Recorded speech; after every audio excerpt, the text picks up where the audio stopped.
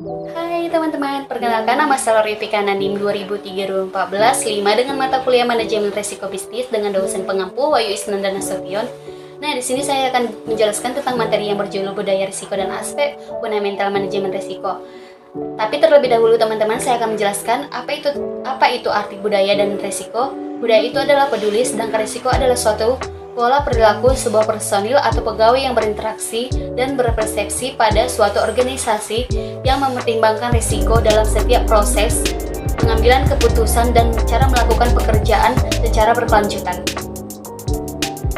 Tahapan pengembangan budaya risiko hendaknya dikembangkan sesuai dengan nilai-nilai organisasi dalam melaksanakan kegiatan untuk mencapai sasaran di seluruh jajaran organisasi. Strategi pengembangan budaya peduli risiko. Dalam mengembangkan budaya peduli risiko, terdapat beberapa hambatan dalam menerapkan risk manajemen kultural, diantaranya yang pertama itu risiko pada sektor publik seringkali masih dipandang sebagai suatu yang negatif. Yang kedua, risiko dipandang sebagai sumber pemborosan biaya. Yang ketiga, daya tarik terhadap potensi untuk melakukan penyimpangan yang menjurus kepada pembuatan klun dianggap lebih memberikan kinerja yang besar, sehingga mereka cenderung mengabaikan peringatan terhadap dampak risiko. Yang keempat itu tata kelola pemerintah yang lemah karena kontrol dari unit pegawai baik internal maupun eksternal masih sangat lemah dan mudah terkompromikan. Langkah-langkah yang penting yang harus diperhatikan dalam merumuskan strategi pengembangan budaya peduli risiko mencakup: yang pertama itu komitmen pemimpin untuk menciptakan satu irama yang sama. Yang kedua itu perlunya edukasi kepada seluruh stakeholder mengenai pentingnya melakukan manajemen risiko. Yang ketiga itu knowledge sharing. Yang keempat itu kesinambungan dan konsistensi. Yang kelima itu ketepatan metode pengembangan manajemen risiko. Tahapan pengembangan budaya risiko yang dapat dijadikan paduan adalah sebagai berikut. 1. Membentuk satuan kinerja manajemen risiko sebagai pusat untuk membangun dan menyebarluaskan kebijakan dan prosedur risiko ke seluruh jenjang organisasi. 2. Menyusun manual kode etik. 3. Merekrut pegawai yang memiliki sikap yang baik untuk memberikan pelayanan yang terbaik. 4. Menjadikan manajemen risiko sebagai syarat untuk menduduki sebuah posisi manajemen. Yang kelima itu menerapkan sanksi bagi pelaksanaan atau pengambil risiko. 6. Itu memberikan insentif guna mendorong pegawai dalam mengelola risiko dengan baik. 7. Itu menerapkan seperangkat aturan agar pegawai tidak berani mengambil risiko yang berlebihan. Yang ke-8 itu memasukkan penilaian kinerja pengelola risiko ke dalam proses penilaian kinerja pegawai. Kunci sukses sebuah organisasi adalah adanya manajemen yang berkualitas pada sebuah tingkatan struktur organisasi.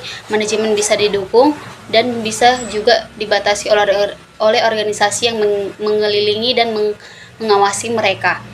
Risk manajemen kultur penting karena dalam sektor publik kita tidak pernah bisa lepas dari ketidakpastian kinerja,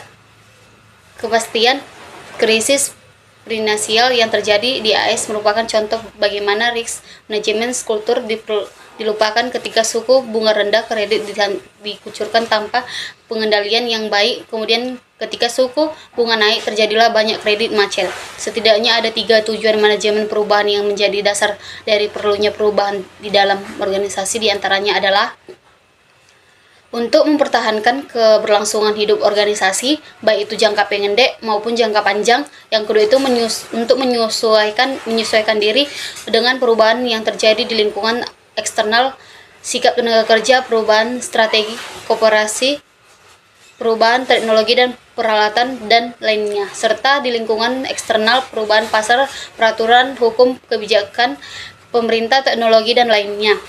Ketiga itu untuk memperbaiki aktivitas organisasi agar dapat bersaing di pasar ekonomi modern. Upaya ini termasuk perbaikan efektivitas tenaga kerja, perbaikan sistem dan struktur organisasi, dan implementasi strategi organisasi. Perubahan dalam sebuah organisasi merupakan suatu yang sangat penting jika ingin mempertahankan organisasi dan terus meningkatkan kinerja manajemen perubahannya.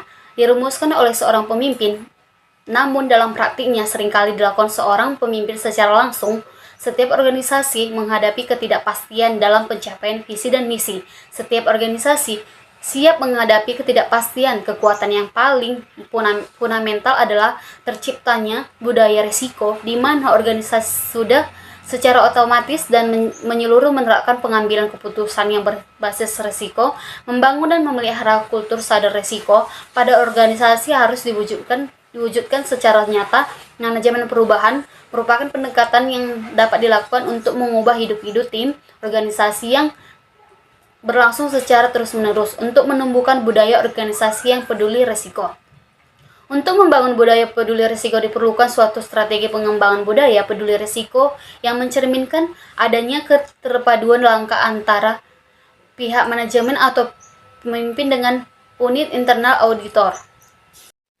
Manajemen perubahan itu terbagi menjadi 5 bagian. Yang pertama itu pengertian manajemen perubahan. Manajemen perubahan adalah wujud pendekatan melalui suatu proses untuk mengubah hidup tim dan organisasi yang berlangsung secara terus-menerus untuk memperbarui sebuah organisasi. Yang kedua, tujuan manajemen perubahan. Perubahan mempunyai manfaat bagi kelangsungan hidup suatu organisasi. Tanpa adanya perubahan maka dapat dipastikan bahwa usia organisasi tidak akan bertahan lama. Yang ketiga itu tipe perubahan. Perubahan terdiri dari 3 tipe yang berbeda, di mana setiap tipe memerlukan strategis manajemen perubahan yang berbeda pula. Yang keempat itu komponen manajemen perubahan. Yang kelima, secara umum ada 8 komponen pada manajemen perubahan, antara lain yang pertama itu tujuan perubahan, yang kedua aspek strategis yang perlu diubah, yang ketiga itu strategi perubahan yang diterapkan, yang keempat itu sumber daya, yang kelima pimpinan perubahan, yang keempat itu agent of change, yang ketujuh itu organisasi, yang ke-8 target audience yang pasti, yang tingkatan manajemen perubahan dalam organisasi.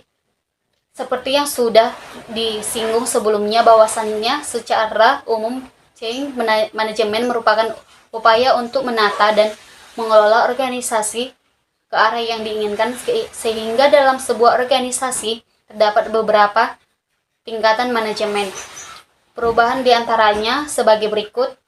Yang pertama itu perubahan individu. Tingkatan ini adalah yang paling dasar dari sebuah proses change management. Yang kedua itu perubahan organisasi. Manajemen organisasi dalam organisasi ini berkaitan erat dengan manajemen proyek.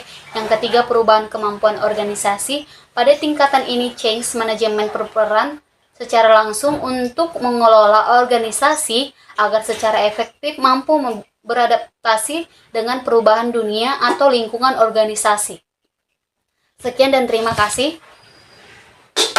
Sekian dari hasil presentasi saya. Jika ada kata-kata yang salah yang saya ucapkan, saya meminta maaf. Terima kasih. Dadah.